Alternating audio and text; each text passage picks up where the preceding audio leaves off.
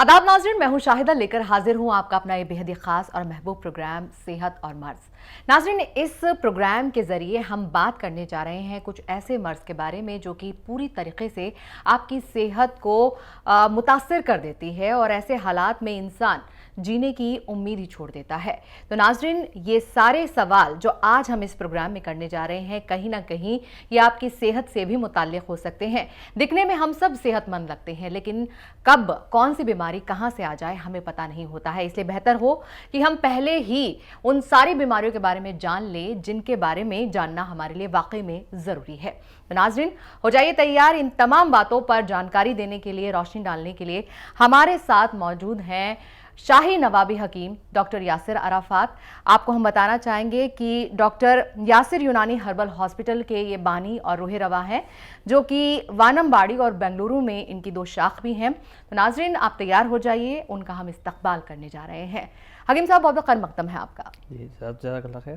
तो नाज़रीन, आज हम जो सबसे पहले बात करने जा रहे हैं, किडनी से मुताल्लिक बात करने जा रहे हैं। हमारे जिस्म के अज़ाए रईसा में से एक है। ये किस तरह से फंक्शन करता है, इसका ख़ास रोल क्या होता है हमारे जिस्म के निज़ाम में, आइए जानते हैं हकीम साहब से। हकीम साहब, क्या बताएंगे? देखिए, आजकल जो लोग हैं गुर्दों के अमराज में बहुत ज़्यादा मुब्तला हैं। पहले गुर्दों का फंक्शन समझना ज़रूरी है। गुर्दों का फंक्शन ये है कि ये जो भी हम खाते हैं पीते हैं वो फ़िल्टर करता है जी। और हमारे बॉडी के अंदर वाटर बैलेंस मेंटेन करता है। यानी जितने भी इलेक्ट्रोलाइट्स होते हैं, जैसा यूरिया, क्रिएटिनिन हो या जो है हीमोग्लोबिन हो, सोडियम, पोटाशियम, इसको मेंटेन करता है। जी।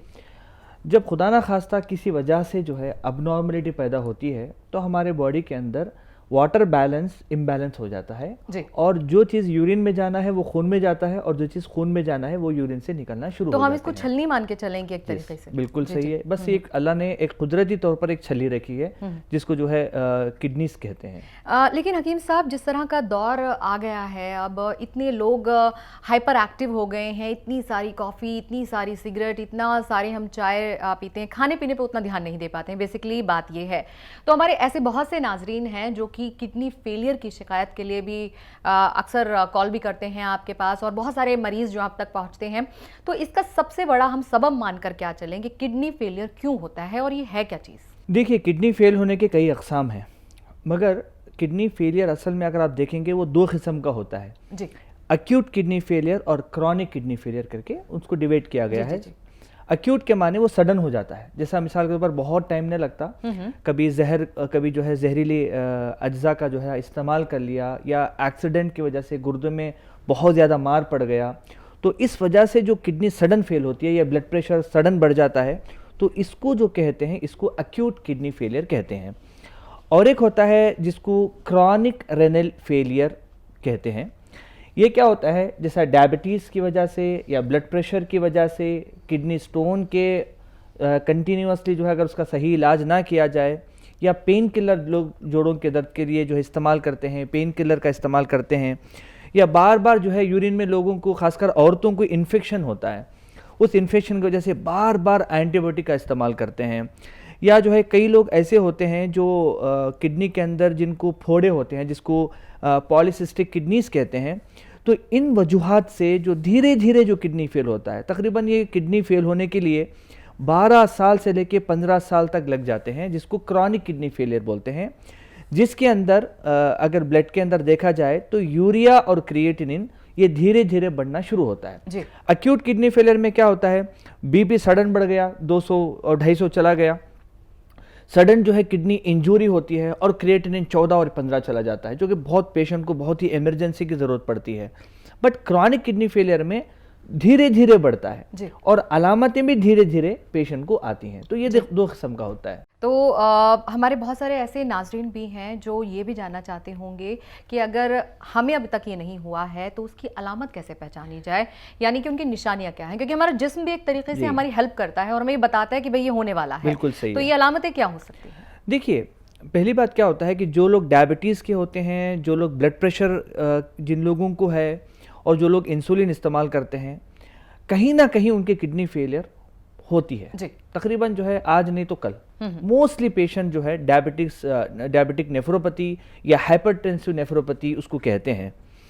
तो जो लोग बहुत दिनों से ये जो मेटफॉर्मिन जो कॉम्बिनेशन है एलोपैथिक मेडिसिन की, अगर ये खाते हैं तो उनको 6 महीने में एक मरतबा कम से कम ब्लड टेस्ट उनको करना चाहिए, ताकि उनको पता होना चाहिए कि मेरे किडनी का हाल क्या है।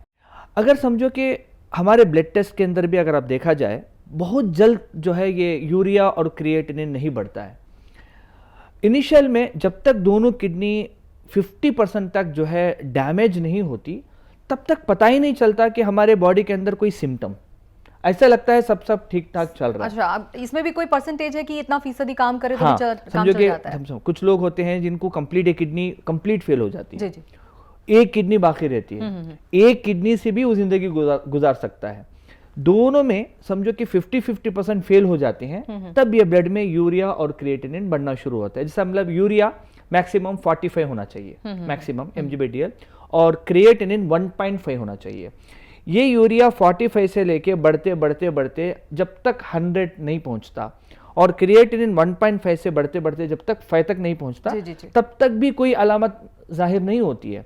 उसके बाद में क्या होता है, भूख की कमी शुरू हो जाती है। मतलब ऐसा लगता है कि मुझे खाने में दिलचस्पी नहीं हो रही है। जो चीज़ मुझे बहुत ज़्यादा पसंदीदा था, जिसको मैं तरसता था कि जब मिलेगा मैं इसको खाऊंगा, जब उसके सामने रखते हैं तो उसे दिल नहीं लगता है। उसके बाद जो सबसे बड़ा जो सिम्टम है वो पैरों में सूजन होना।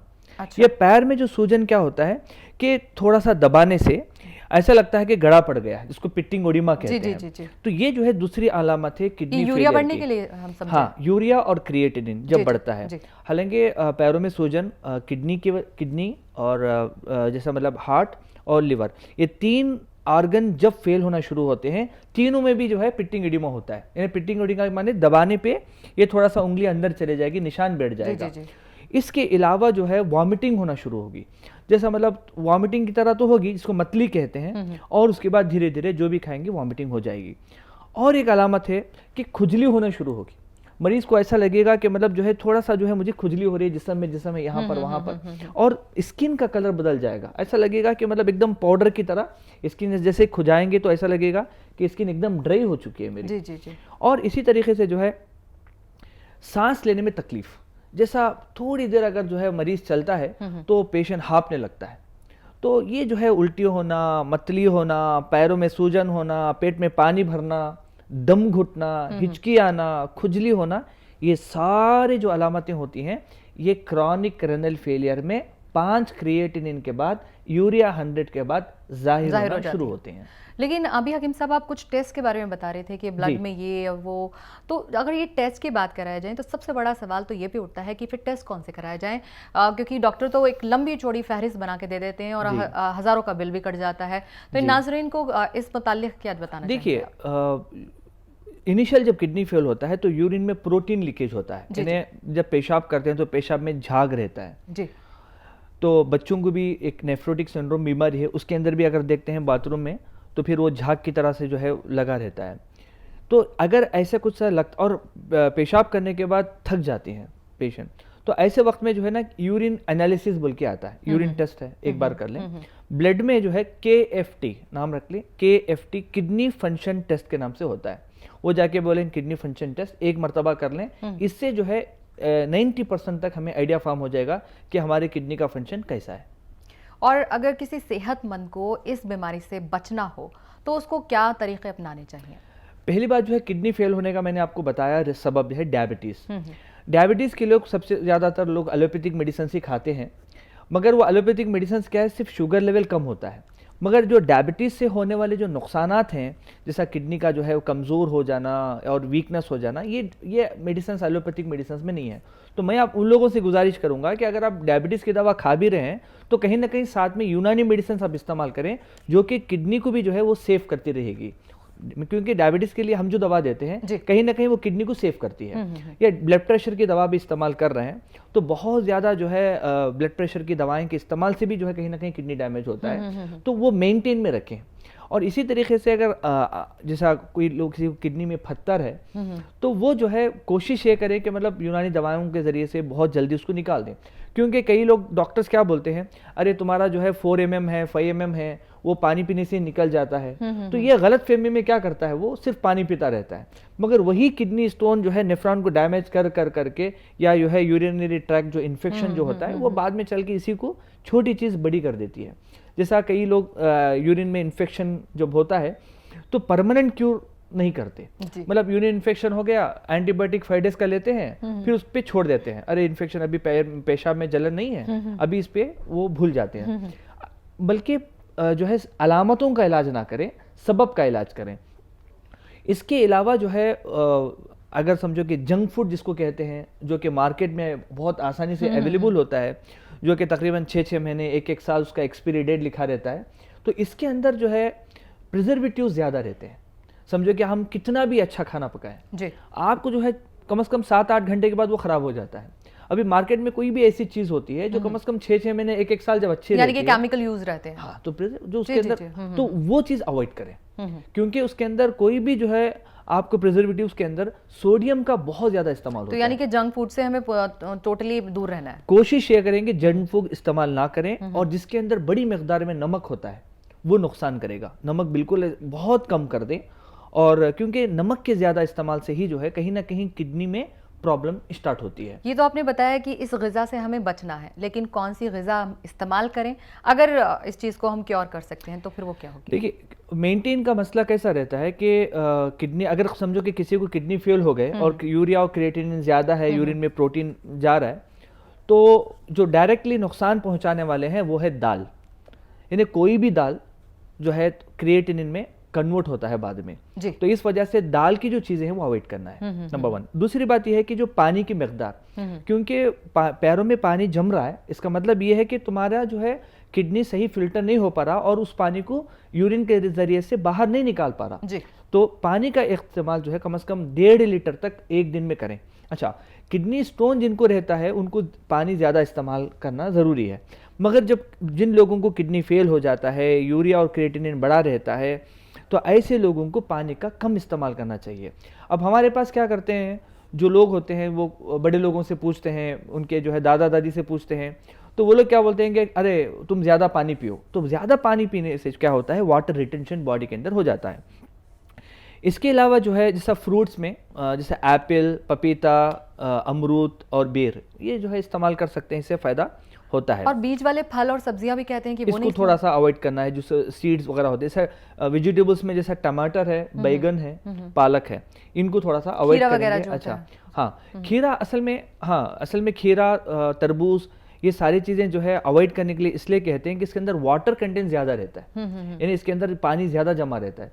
तो ये 4 फ्रूट खाएं। इसके अलावा खट्टी चीजें जो भी एकदम खट्टी है, लेमन हो, ऑरेंज हो, अनानास हो, अनार हो, ये चीजें अवॉइड करें। अच्छा। तो ये 5 चीजें हैं जो समझने के हैं। पानी 1.5 लीटर तक पिएं, दाल का इस्तेमाल ना करें, खट्टी चीजें अवॉइड करें, और जो है नॉन वेज, अच्छा, आजकल जो जाहिर से बात है जो चिकन वगैरह मिलता है, तो वो सबको पता है कि वो उसके हालात क्या हैं, तो इससे काफी नुकसान होते हैं, कई इन्फेक्शन बॉडी के अंदर आते हैं, तो उसको अवॉइड करें। तो इसी तरीके से ऑयली आइटम अवॉइड करें। तो जो नेचुरल चीजें हैं वो खा सकते हैं। अच्छा, सारे वेजिटेबल्स के अंदर भी वो थोड़ा सा यूरिया लेवल थोड़ा सा रहता है, इस वजह से लेने से पहले सारे को थोड़ा सा जो है पानी में डाल के, थोड़ा सा बॉईल करके, लीच करके उस वेजिटेबल का इस्तेमाल करें। देखिए, ये हर पेशेंट को अलग अलग डाइट होता है, पेशेंट के रिपोर्ट के हिसाब से, पेशेंट के फिजिकल कंडीशन के हिसाब से बदलेगा।